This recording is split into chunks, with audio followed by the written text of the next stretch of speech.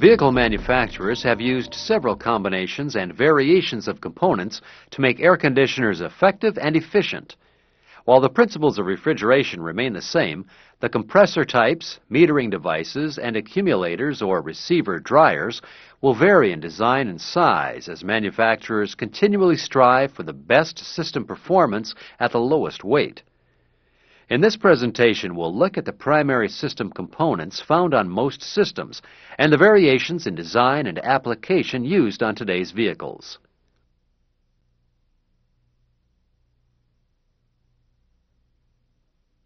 Air conditioning compressors are the pumps that generate the pressure to circulate the refrigerant through the refrigerant loop. Air conditioning compressors come in four primary designs: single-cylinder piston compressors, multiple piston axial plate compressors, variable displacement compressors, rotary vane compressors, and scroll-type compressors.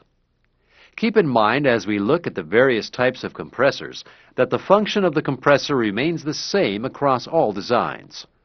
All compressors draw heated vapor from the evaporator through the suction side of the compressor. Inside the compressor, the pressure and temperature of that vapor is raised to make it easier for the condenser to give off the heat necessary to change the vapor to a liquid. All compressors are lubricated by oil carried in the refrigerant charge. And all compressors can be damaged if liquid is pulled into the compressor instead of vapor. That said, let's look at the different types of compressors, starting with the single piston type.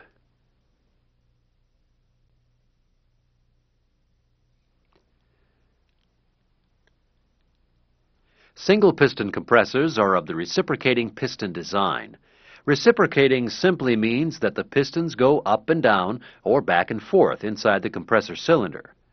The difference between the pistons in an automotive engine and those in an air conditioning compressor is that the pistons drive the crankshaft of an engine, whereas the crankshaft drives the piston in a reciprocating compressor. The crankshaft of the air conditioning compressor is driven, either directly or indirectly, off of the engine crankshaft through a series of pulleys and belts. The compressor uses reed valves in the cylinder head through which to draw in vapor on the suction side and to discharge compressed vapors through the outlet side. On the intake stroke, the reed valve on the suction side of the head is pulled open by the low pressure created as the piston moves lower in the cylinder. As the reed valve opens, vapor is pulled in by the lower pressure and fills the cylinder. As the crankshaft turns, the piston begins its upward travel of the compression stroke. The pressure of compression closes the reed valve on the suction side. As the pressure increases, it forces the reed valve on the outlet port to open. The compressed vapors are forced through the reed valve on the outlet port and into the discharge line that leads to the condenser. The compressed charge that leaves the cylinder is both denser and hotter than the vapors pulled in during the intake stroke. While there are some inline and V-type two-cylinder compressors, they are only a variation on the single piston design and operate the same way.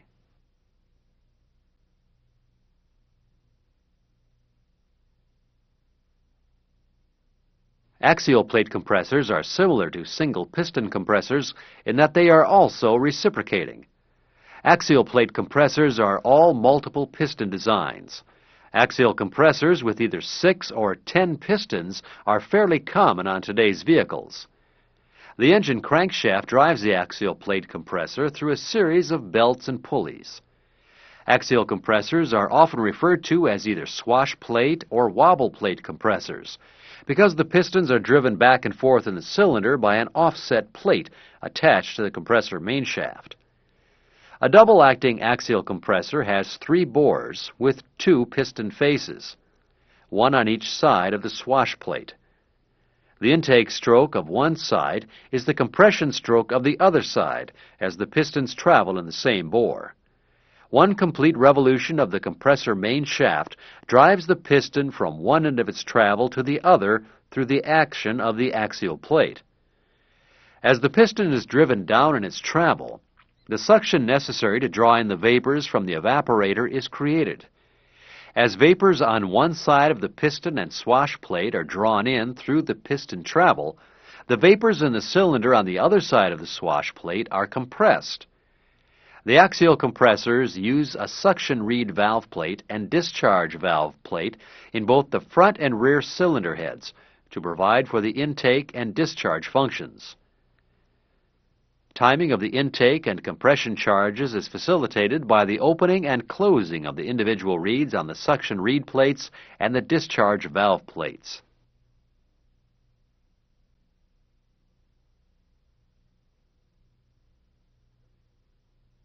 Variable displacement compressors are a variation of the axial or swash plate compressor. Variable displacement compressors match compressor output to air conditioning load demand by changing the stroke of the pistons. The swash plate or wobble plate on a variable displacement compressor is actually a variable angle plate, where the angle of the plate is changed by a bellow-activated control valve that is located in the rear cylinder head. When the demand for air conditioning is high, the wobble plate will be at its maximum angle and the pistons will travel the full length of travel. When air conditioning demand is low, the movement of the wobble plate is restricted and the plate moves closer to perpendicular. This shortens the stroke of the pistons. Variable displacement compressors regulate temperature by varying the capacity of the compressor and not by cycling the compressor clutch on and off.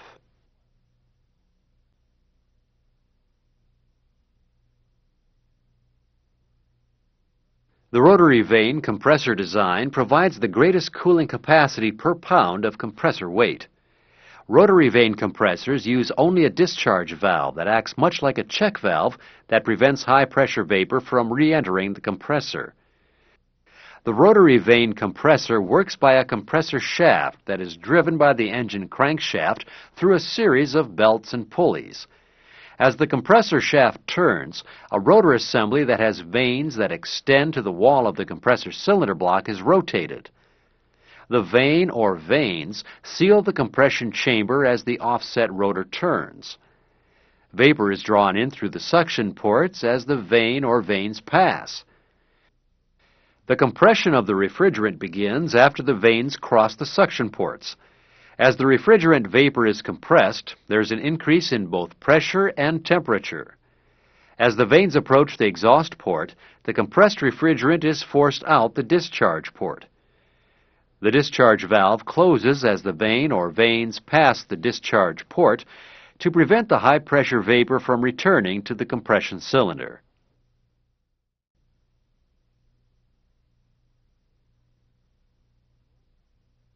Scroll-type compressors are sometimes referred to as screw-type compressors. Scroll-type compressors use the interaction of a rotating scroll and a stationary scroll. Refrigerant vapor enters the compressor suction port and an outer opening of one of the rotating scrolls. The open passage allows refrigerant vapor to be drawn into the passage of the scroll and then sealed off.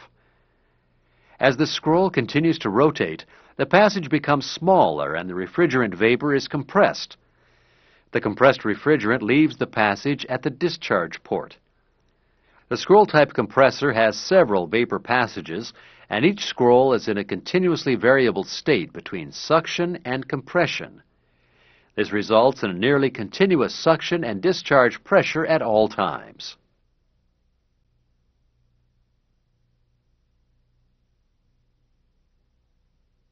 Four-cylinder radial compressors were popular on General Motors vehicles in the 1980s. Radial compressors used 4 pistons, each in its own bore, and each with its own valves to pump the refrigerant through the system. Radial compressors were discontinued in the early 1990s because of advancements in the other compressor technologies. They deserve mention because of their proliferation during the years they were in use and the fact that there are still many radial compressors in the service market.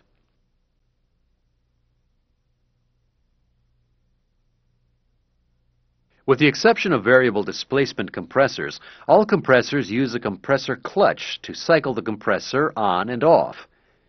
In some systems, such as a CCOT or cycling clutch orifice tube system, cycling the compressor on and off regulates the temperature and pressure of the refrigerant pushed through the system.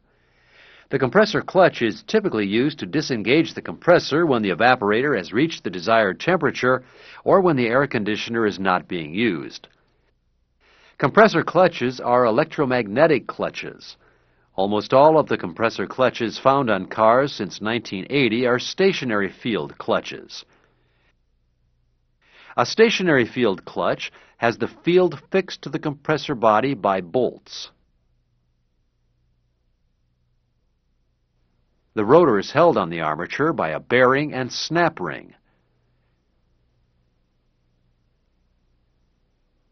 The armature is mounted on the compressor shaft. When there is no current to the field, a magnetic force is not applied to the clutch, and the rotor is free to turn on the armature that remains stationary on the crankshaft.